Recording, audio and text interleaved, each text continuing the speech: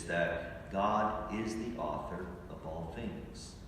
Our creed states this: I believe in God, Father Almighty, creator of heaven and earth, and of all things visible and invisible.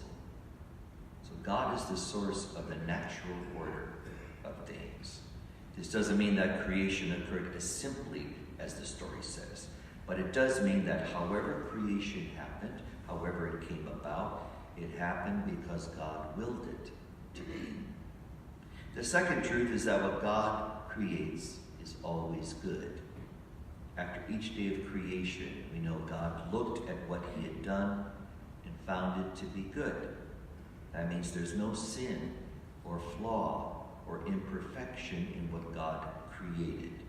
This story precedes the story of how sin eventually came into the world. We might look at creation today and say, look at everything that's wrong.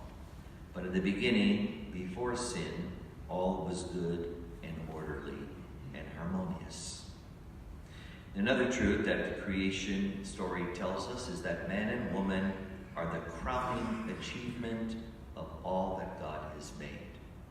Man and woman come last of all in this story of creation, because that's the order of importance in biblical language.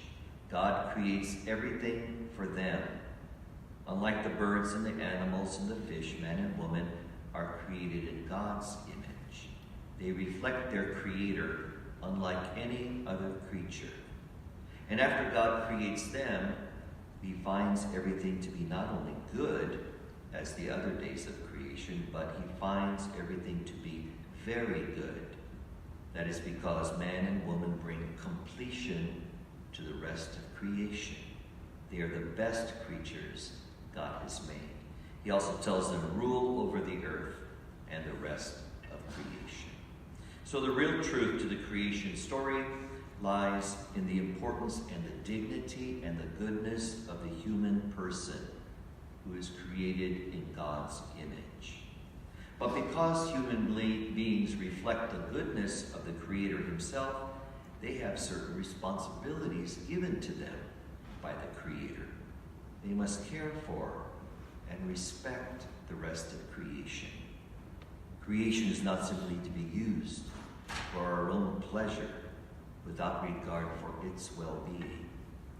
Creation is to be used in a way so that all people can benefit from it.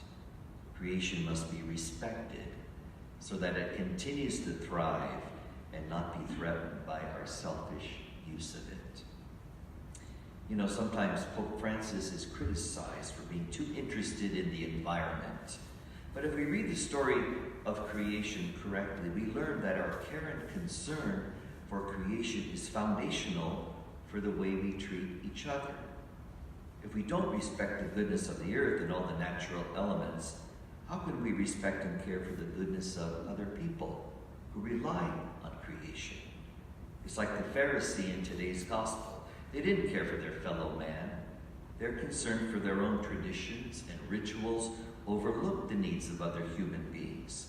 That is why Jesus called them hypocrites. Our love and concern for each other supersedes any other care and concern we might have. Therefore, our relationship with the earth has to be one that seeks to preserve its goodness so that all people can enjoy its fruits. The bottom line is we don't have to be environmentalists to understand this. We simply have to understand the implications of the creation story given to us in the very first pages